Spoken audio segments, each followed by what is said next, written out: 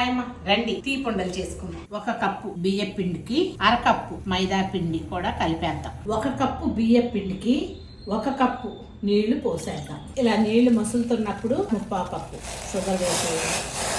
తిప్పండి, పంచదార అంతా కరగాలి. ఇట్లా మసులుతున్నప్పుడు 1/4 స్పూను నెయ్యి వేయండి. మైదా పిండి బియ్య పిండి వేసేయండి. దీని మీద పెట్టండి, వేసేయండి.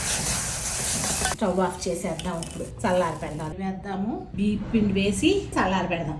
చల్లారింది. ఈ 1/2 కప్పు మనం చేసుకున్న కోవ దాన్ని వేసేద్దాం. పిండి ఉండలు చేసేసుకోండి మొత్తం అన్ని.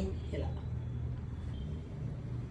నువ్వుల్లో వేసి ఇలా అంటే నువ్వులు అంటుకుపోతాయి బాగా.